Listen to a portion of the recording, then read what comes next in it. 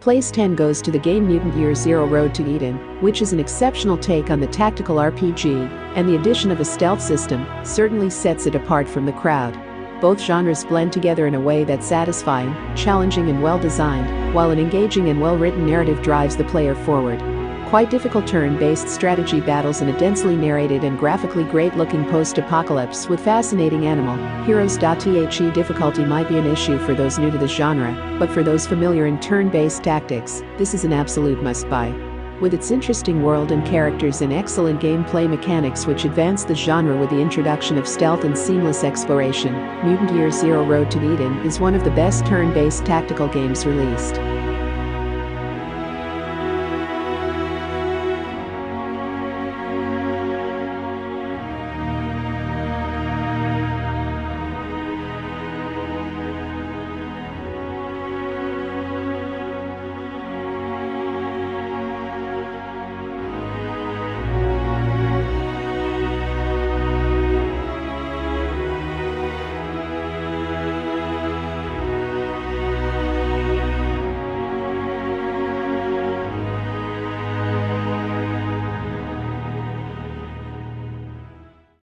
Place 9 goes to the classic but stylish Battle Chazer's Nightwar, which has a truly inspired art direction and tons of good ideas. Atmospheric and very beautiful dungeon crawler with thrilling tactical and complex round-based strategy battles in a lively cartoon world. It is an excellent modern and a beautifully drawn, masterfully animated feast for the eyes. Unfortunately, some bugs ruin the experience of a pretty unique RPG. Nevertheless, this game is great and especially a great RPG. It has cool characters, and the art style makes this whole experience even more beautiful. There is a solid 20 to 40 hours of game packed into it, more if you like to build characters, dungeon delve, and explore all the hidden nooks and crannies. What it lacks in AAA flash and pomp, Battle Chazer's Nightwar more than makes up for with compelling gameplay and incredible story and art direction.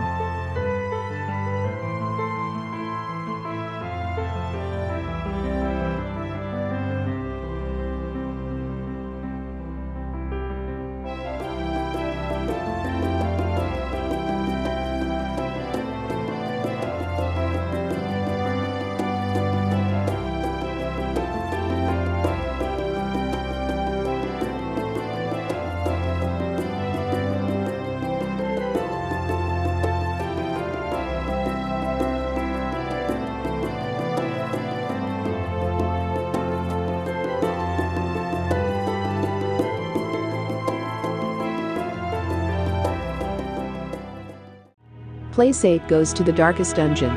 What makes this game a fascinating experience isn't the rich character progression and overarching strategy, but the way it manages to make each character feel like a living, breathing human before asking you how much you'll ruin them to increase your bottom line.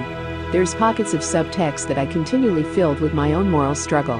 It's hard, harsh and unforgiving. It might be the perfect challenge if you're looking for something similar. In its best moments, Darkest Dungeon makes you feel crazy and hopeless. The times when you most felt that you had irrevocably fucked up were also the times when the game was at its strongest. Darkest Dungeon is one of the most intense and immersive games out there. A product of creative genius and flawless design, it delivers, with simplistic perfection, a difficult yet addictive experience.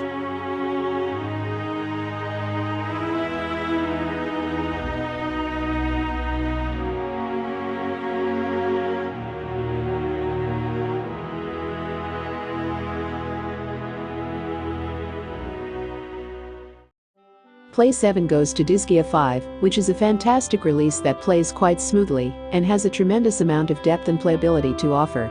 Granted, the combat mechanic can seem repetitive, but there is a staggering number of classes to recruit, along with new abilities to unlock and level up, and new maps and aspects to explore.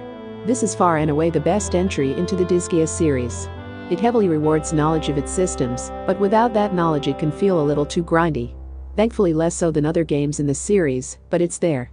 After all these years, Disgaea is still an excellent strategy RPG. The mechanics are very tight despite advances having been made in subsequent sequels and spin-offs, and it doesn't get old over the long period of time you'll want to spend with the game. The story remains engaging, and the characters and humor have withstood the test of time.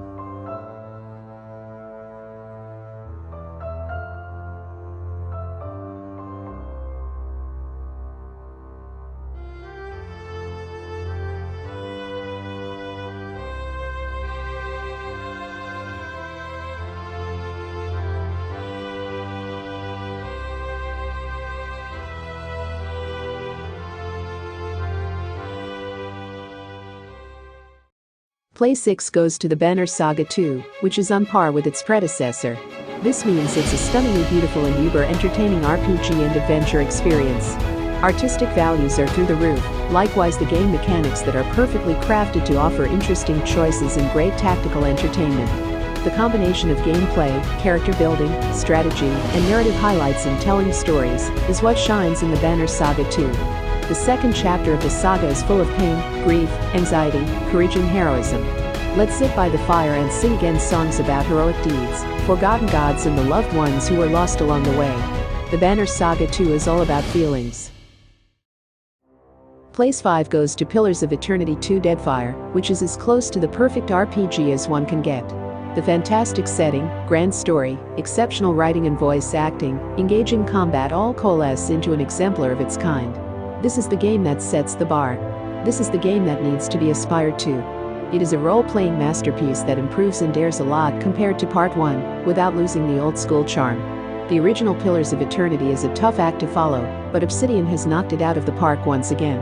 In addition to a layer of polish that permeates across the entire experience, the new naval aspect, larger world, advanced custom combat AI, and fully voiced dialogue make this a must-have sequel. Pillars of Eternity 2 Deadfire is one of the best modern RPGs on PC. Obsidian's RPG game is an amazing adventure with a brilliant writing, deep combat and amazing atmosphere.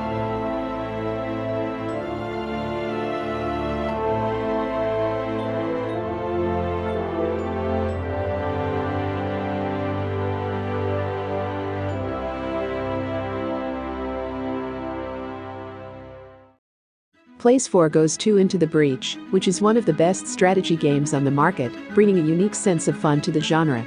Unlike many games that have big ambitions and big budgets, only to falter at the most fundamental level, Into the Breach under-promises and over-delivers. Its modest look and surface simplicity belie an addictive and really satisfying gameplay loop that is deep without being overly complicated and rewarding in perfect, bite-sized moments. Turn-based strategy game with exceptionally original game mechanics, well-designed maps, and great core gameplay that guarantees a long entertainment. A must-play title.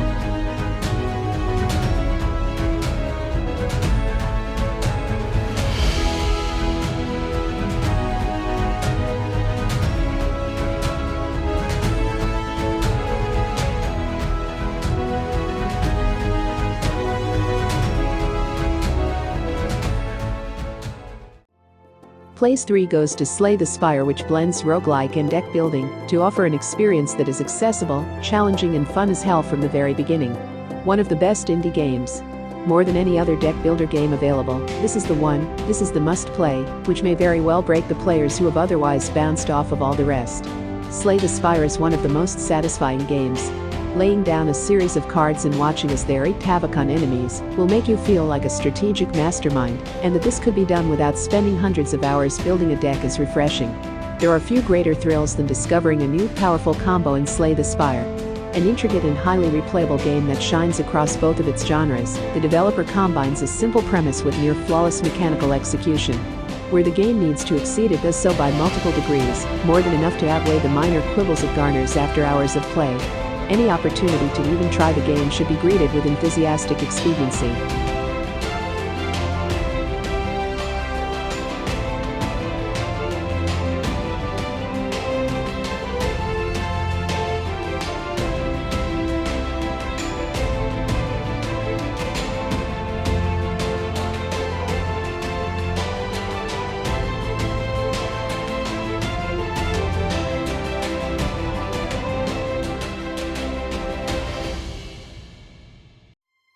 The second place goes to Divinity Original Sin 2, which has such a wide scope and is such a dense, feature-rich game that it's easy to lose track of time and get completely immersed in its writing, characters, and raw inventiveness.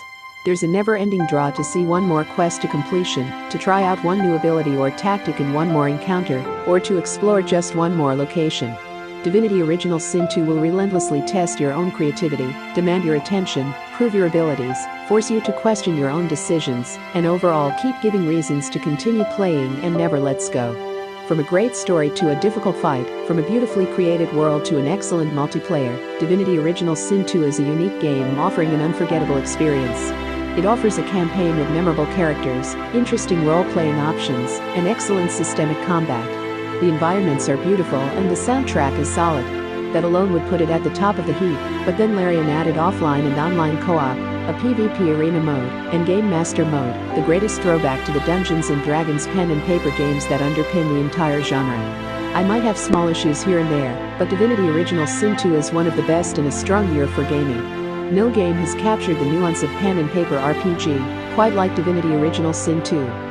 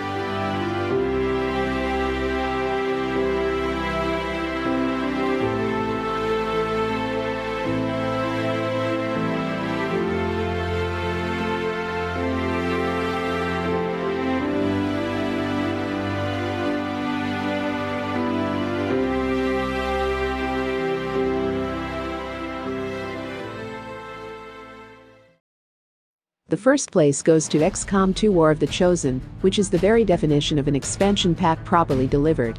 This new installment seamlessly adds tons of new content on top of the base game, elevating and intensifying the core experience. Ultimately, XCOM 2 War of the Choosen buries even the most tactically sound gamer under a mountain of entertaining challenges, and adds not only several hours of content to play through, but well-nigh infinite replayability as well. This game improves on its predecessor in almost every way, and proudly stands as one of the most deeply satisfying action strategy games currently available.